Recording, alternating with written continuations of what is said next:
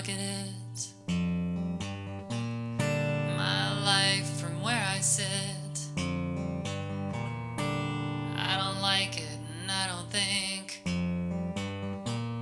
it's mine anymore. It's not mine anymore. Mine anymore. And I can't seem to find the strength to go ahead and step through that door. My chest hurts from all that I don't say,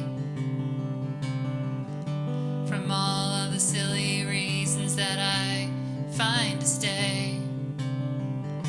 It hurts from all of the suffering, the silly unnecessary suffering.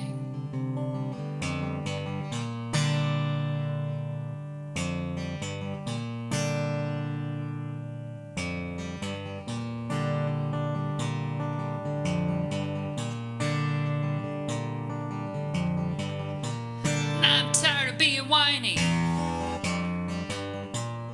I'm tired of being weak. I'm tired of sitting around waiting for all the comforts that I seek. And I know my path is there. I'm just scared as hell to step. 'Cause what if it's worse and what if it's better? Which is harder to accept? My chest hurts from all that I don't say, from all of the silly reasons that I find to stay. It hurts from all of the suffering, the silly unnecessary suffering.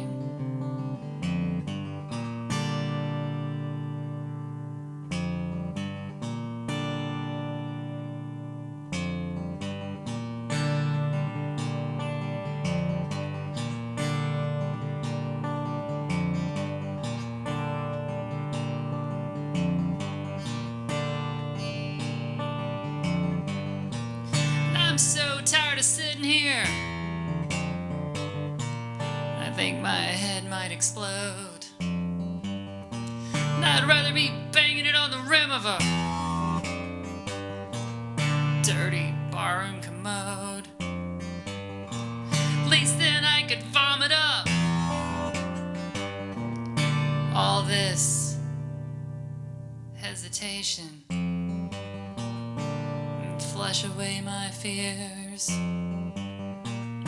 just flush away my fears. 'Cause I'm surely gonna die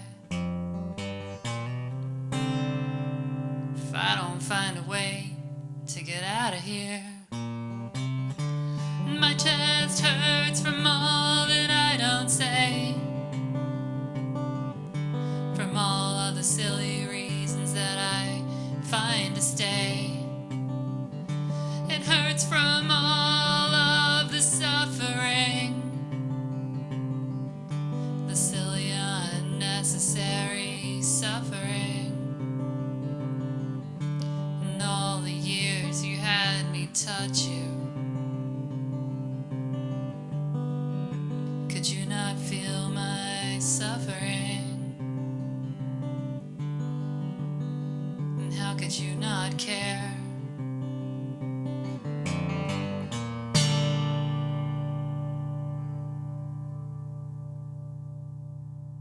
Hello, my lovelies. That was Harder to Accept.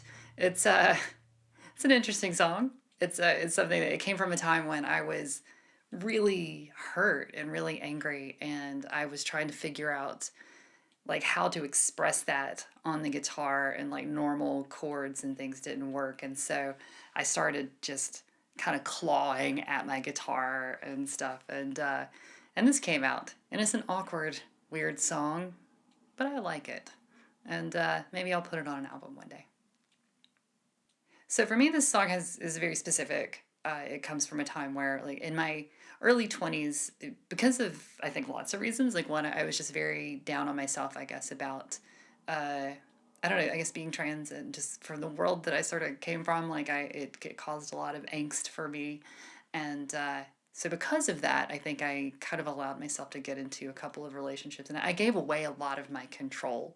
And I know that now, but I don't think I knew that then. And so I felt very dominated and controlled, and I felt very sort of removed from, like, my world and my friends and stuff. And so uh, when I finally got the courage to leave and go be by myself, like, like a year later, I started writing songs. And, like, I sat down one day and I sort of realized that before I had left, that there was this moment that I just wanted to go be by myself. I wanted to try life a different way. And before I could, though, I was so worried. I'm like, well, what if life is worse, right? Like, I was not happy, but I'm like, what if I'm less happy when I leave? How am I going to feel about that? Like, I'm going to, taking this chance to go and be by myself. And then there was also the other thought. I was like, well, what if I do leave and I am a lot happier? And, I will have spent, 5 or 6 years, like, in this relationship. And, like, that's a pretty sort of soul crushing idea that, like, I could have left and had this happiness, like, at any point, which honestly really is what happened. I was much happier on my own. But there was just, I remember having this very distinct question in my mind at the time of, like, which one of those things is harder for me to accept, that, I could go somewhere else and be less happy than I was, or I could go somewhere else and be more happy, and I would have wasted so many years and such. So just sat down and started playing, and I tried a bunch of different variations on trying to write this song. And I I finally realized that I had so much angst about it, that it really resonated with me to just claw out of the guitar like I do, with this kind of, like, just popping and pulling and these kind of strange chords. And I was super, super into Ani DeFranco at the time. Like, she's still one of my biggest heroes musically.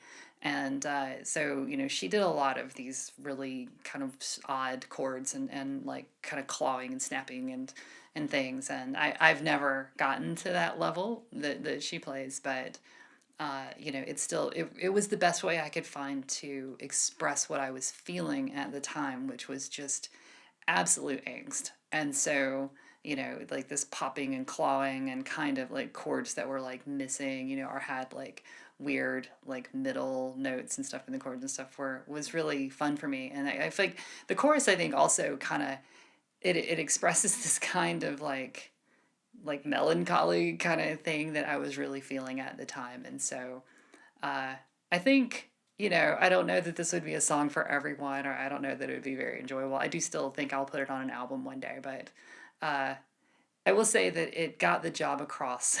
It got the job done, and it got my message across. And so I kind of have a happy little place in my heart for this song, because I felt like it came closer to expressing how I feel sometimes than a lot of other songs did that were probably more approachable. So I do have two memories that I have for this song in particular. When I first started playing out, the like, Kelly, who was my friend's booking all my shows, like, she was booking these very long shows, and so I had to play everything that I had. And I played the song a good bit out live. And I remember thinking that, like, nobody really would understand this song, like, and also it was just so strange. And there's all these pauses, like, I snap the strings and then I just wait to let them ring out and stuff. And I remember thinking, playing this in front of people, that, like, oh, like, I need to just get to the next chord, because they're going to think the song is over, because it's just this, weird cadence to the song. And so I played it a lot, but it was always just so trying to get to the next note, because I felt like people were going to lose interest. But I remember looking out in the audience one time, and I got to the line of where I actually, talk about, like, which one will be harder for me, like, which one is harder to accept. And I remember singing that line once, and I have this very clear picture of this woman who was in the audience, and she kind of looked up and she was looking at me. And sometimes, like people do that, like in the shows, like you'll see them connect with something you're saying, and you realize that just for a moment you have like a real great connection with somebody. And I remember looking out there and seeing this woman like listening to what I was saying, and I got to that moment of like, which one is harder to accept? And I could see her kind of light up a little bit, and she started nodding on like, wow, that really is the question here, isn't it? And like I thought, it's just one of those great moments where I felt so much less alone in the world. And I think it was what contributed to a lot of the healing that I got, from music at that point in my life. And so I'm always grateful for those kinds of memories that I have. So that was Harder to Accept, a quirky little song for a Sunday afternoon. But I hope you enjoyed it, and I hope you have a great Sunday, and I will see you next time.